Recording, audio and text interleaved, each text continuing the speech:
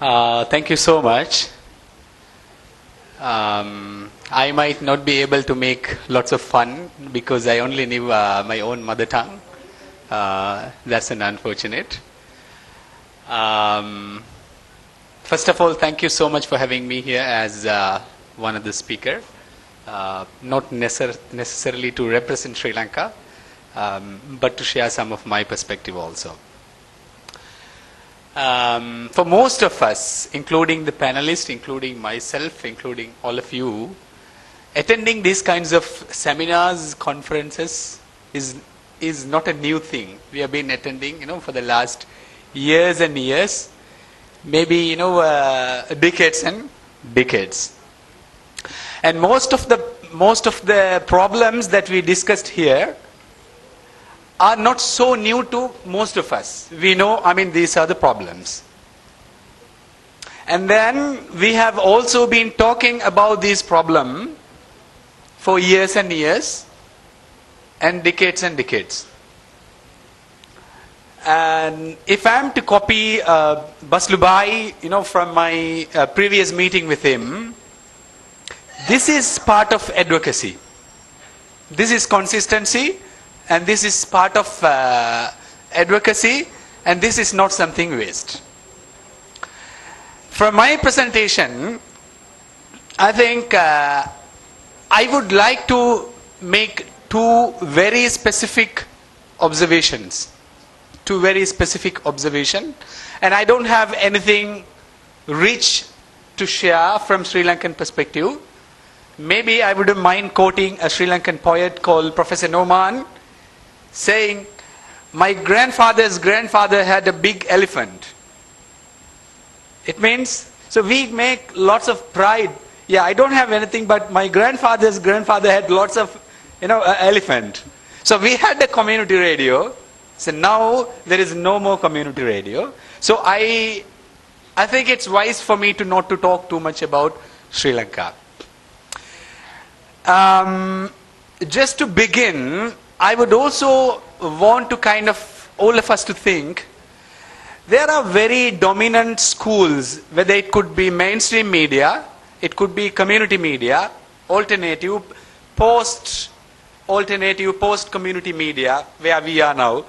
We are all individual and we are all media organizations in a way. So the post-alternative or post-non-corporate era, we all have been dominated by certain schools.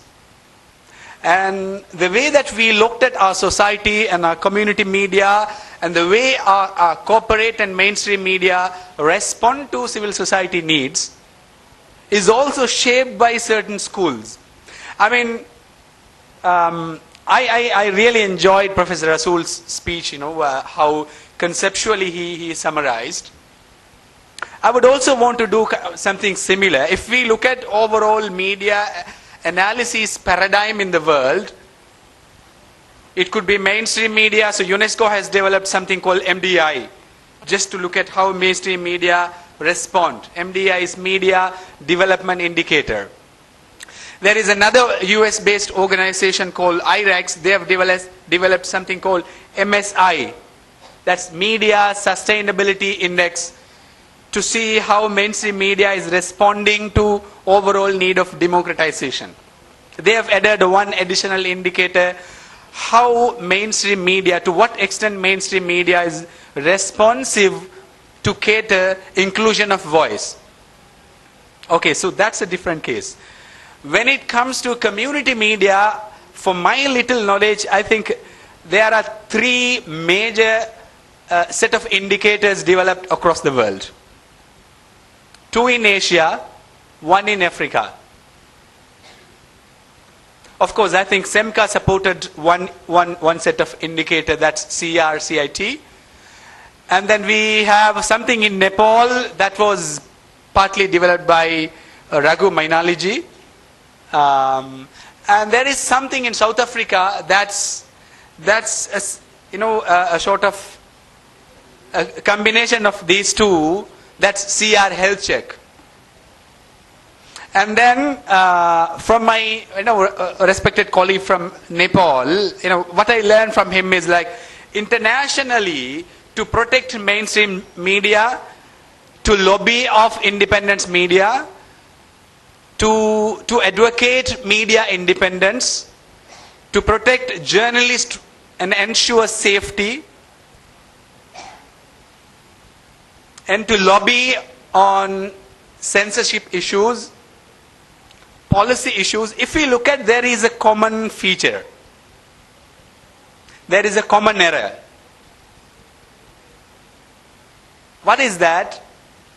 All these institutionalized approaches are looking at media governance from an organizational perspective, where who is missing is community. We are analyzing mainstream media's response, policy responses, globalization responses, and kind of trying to define media without understanding how all those factors are shaping people's life in reality.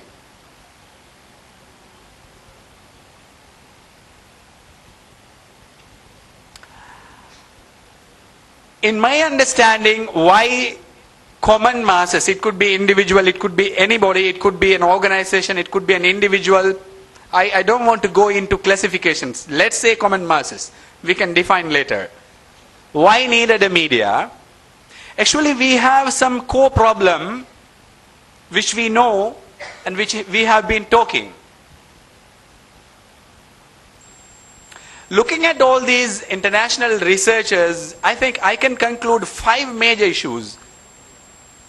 5 major issues why corporate or non-corporate medias are really unable to cater the need of common mass. 5 major issues. One is, of course, like everyone we said, media pluralism. Government, entire mechanism is in favor of corporate, so there is inherent favorism to corporate media. So media pluralism is not so viable, at least in South Asia. In Sri Lanka, and I would like to quote one of former professor, I mean he is no longer, he mentioned, his name is Professor Sivathambi, he mentioned, in Sri Lanka we have media for corporates, in Sri Lanka we have media for religious leaders. They have media. Whenever they want to talk, they have ample space to talk. We have media for politicians. We have at least media for who favor politicians, and we don't have media for common mass. At least in that context, media pluralism is abused in South Asia. So that's one issue. Number 2, lack of enabling policy. For example, take India as an example. We can say, like Professor Noman said, yeah, my grandfather's father had an elephant. So we can say we have a policy. We are not allowed to air news. And it explicitly, establishes that no current affairs. It means publicly, legally, we are denying the right of people to speak their own problem. In Sri Lanka, so we don't have a problem. We don't have a community radio, so we don't have a community radio policy. So it's a different case. In Nepal, it's a unique type of a case.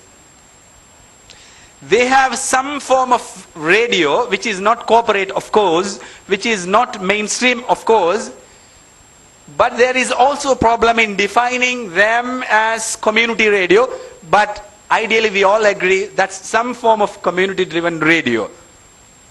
The argument is whether community radio or not, I mean, I'm not into that discussion. But there is no dedicated legal framework for that. I mean, colleagues from Nepal used to say, okay, we have all the liberties, we have all the freedom to air whatever the news maybe it is not that to the level that they talk, but at least they can air news, they can produce program on current affairs. I asked them, why do you need policy then?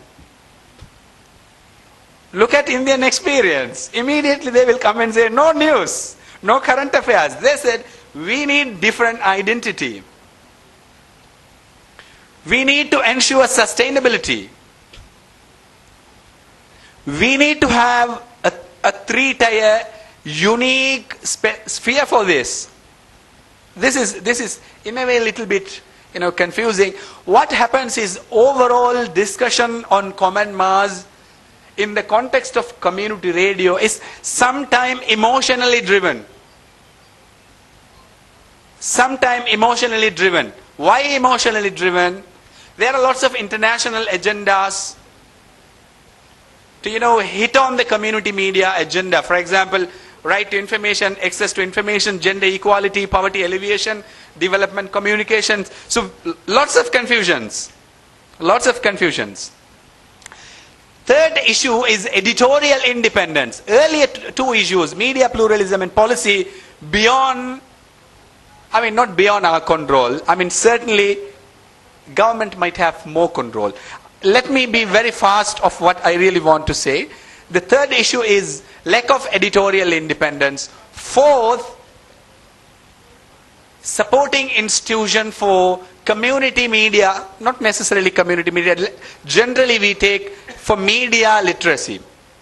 From Baslubai, what I would really like to quote from his speech is like, all the media international giants and international right-based advocates, they only look at media as an institution, journalist as a supporter, and in a way like an organizational approach to addressing need. What is missing is two things. Actually, the overall community media development, at least in my understanding, two things are missing.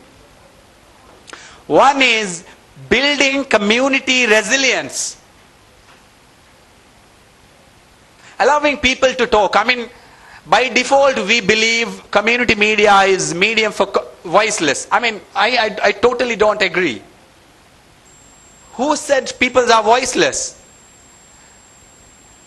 We are demanding for problem ourselves by saying that. We are suppressing ourselves by saying that. We are alienating from, demanding our rights by saying that. We have a voice. The problem is, like Arundhati Roy said, we are not using it. We have a voice.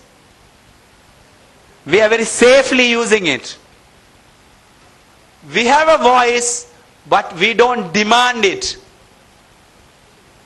We have a voice, sometimes recklessly we are in silent. We have a voice, sometimes desperately we are in silence. So this is the problematic area. We can bring policy, we can bring pluralism, we can bring guidelines, we can establish organizations, we can bring lots of funding to support community-based radio stations, media organization, civil society organization. As long as this massive paradigm is in silent,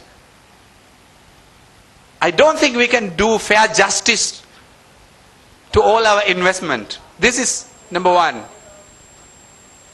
Number two, again, I would like to quote my colleague, my Shudhir Bhai, and also my colleague from Nepal and Baslubai. In summarize, what is the summary of this panel is that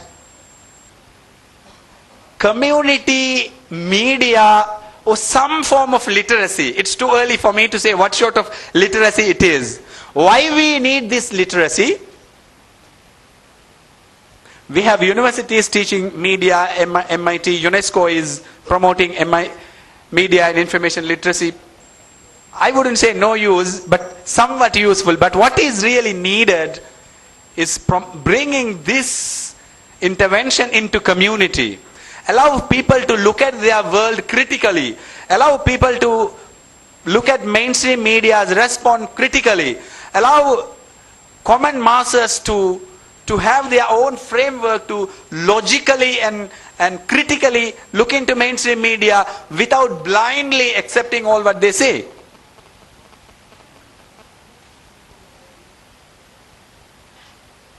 So number four is inclusion of voice. So that's what we said, there is no inclusion of voice. So I don't want to talk on that. So what is my conclusion here in this panel is that, again, too,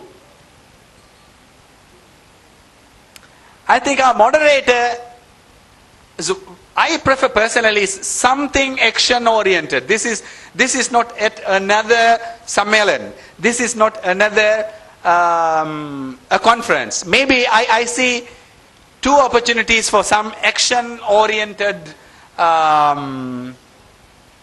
activities in the future.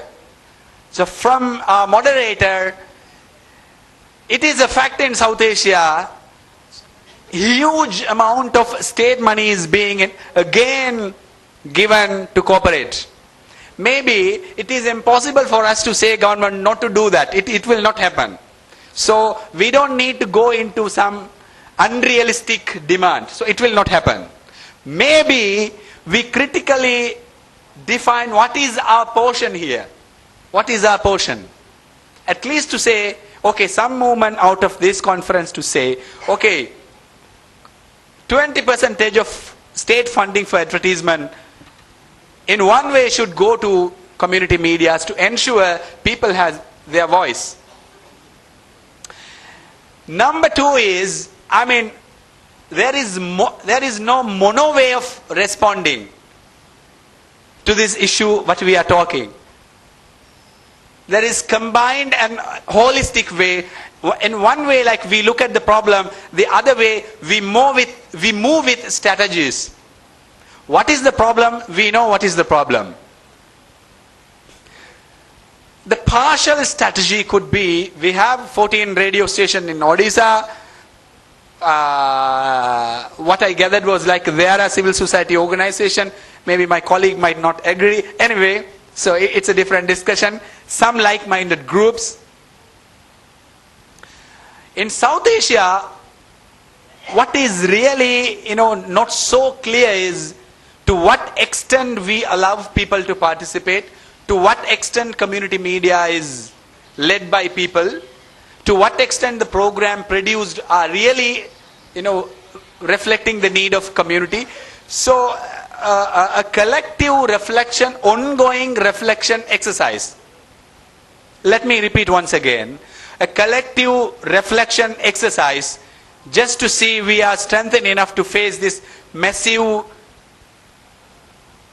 corporate hegemony. Before I conclude, allowing people to have critical mindset, allow people to realize their personal rights. Right to speech and right to know is fundamental human rights.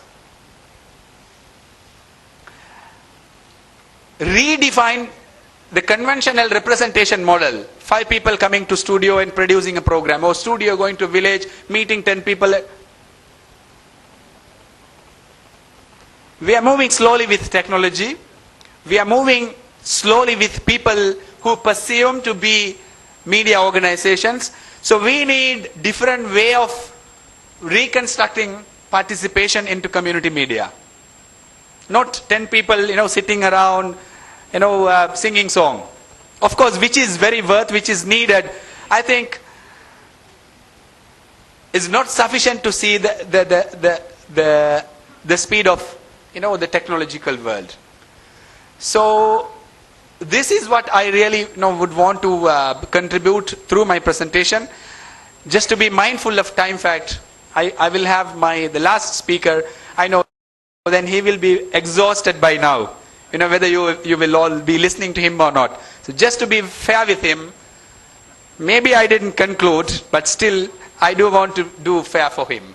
Right? So we can meet, of course, outside the discussion and talk. Very, very happy to be here. Thank you so much.